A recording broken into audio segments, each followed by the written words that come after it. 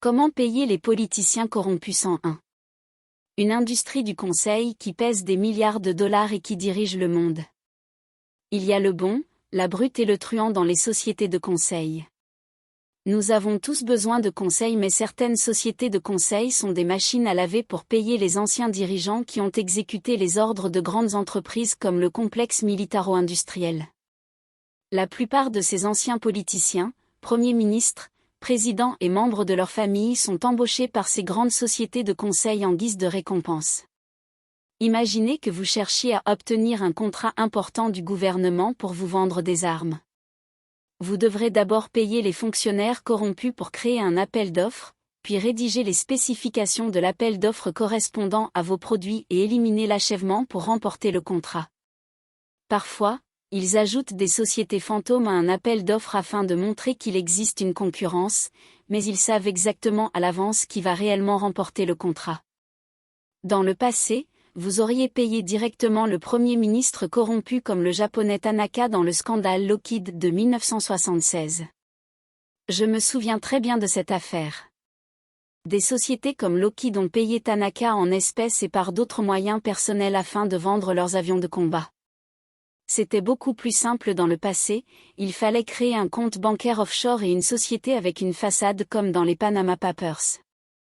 La Suisse, le Liechtenstein, les îles Guernesey et bien d'autres se sont spécialisés dans ces opérations contre rémunération.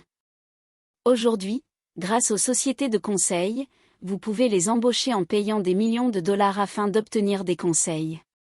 100% de leurs opérations ne sont pas conçues pour des opérations de « machine à laver ». Ils embaucheront des politiciens et des décideurs qui, dans le passé, ont signé ou aidé à signer des contrats majeurs pour des contrats spécifiques. De la même manière, les anciens présidents américains et leurs épouses reçoivent des sommes très importantes pour prononcer des discours.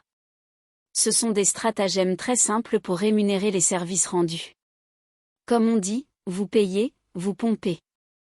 Il existe également d'autres moyens de rémunérer les décideurs corrompus en créant des fondations afin de canaliser leur pot de vin sous forme de dons non imposables. Nous pouvons voir de plus en plus de présidents, même réels, avec leurs fondations qui semblent caritatives, mais ils sont parfaits pour le blanchiment d'argent et reçoivent leur salaire pour des accords de corruption provenant de gros contrats qu'ils ont approuvés.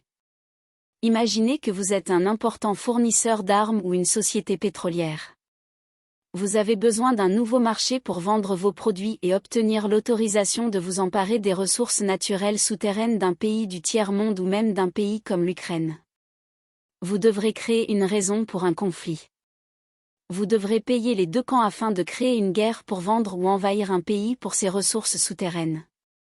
La question est, comment puis-je cacher ce pot de vin qui s'élève parfois à des milliards de dollars ?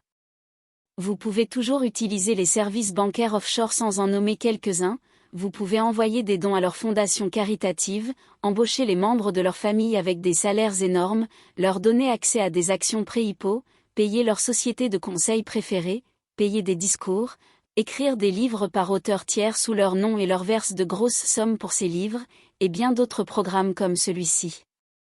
Je peux donner plusieurs exemples réels, mais vous pouvez utiliser vos capacités de recherche. Toutes les opérations réalisées par les sociétés de conseil ne sont pas fausses. Ils bénéficient de véritables conseils effectués par des personnes ou des consultants très compétents disposant d'informations privilégiées qui les feront passer pour des génies. En fin de compte, il s'agit d'une grosse arnaque qui vole l'argent des contribuables. Ces pratiques sont devenues routinières et ont accepté que personne ne les conteste. Regardez le Congrès américain qui est en réalité plein de politiciens corrompus qui ne sont là que pour signer et créer des situations propices aux grands contrats. Si vous faisiez faire une comptabilité judiciaire pour chaque membre du Congrès américain, vous découvririez que la richesse qu'ils ont pu accumuler en tant que famille est complètement en dehors de leur salaire. Il leur aurait fallu travailler pendant plus de 1000 ans pour obtenir ces atouts. Malheureusement, nous avons les trois singes et aucun système judiciaire ne s'en prendra à ces individus corrompus parce qu'ils possèdent le système judiciaire. Tout cela ressemble à une conspiration pour une grande partie de la population, mais quand vous avez vu ces réalités de vos propres yeux, elles deviennent des affaires habituelles.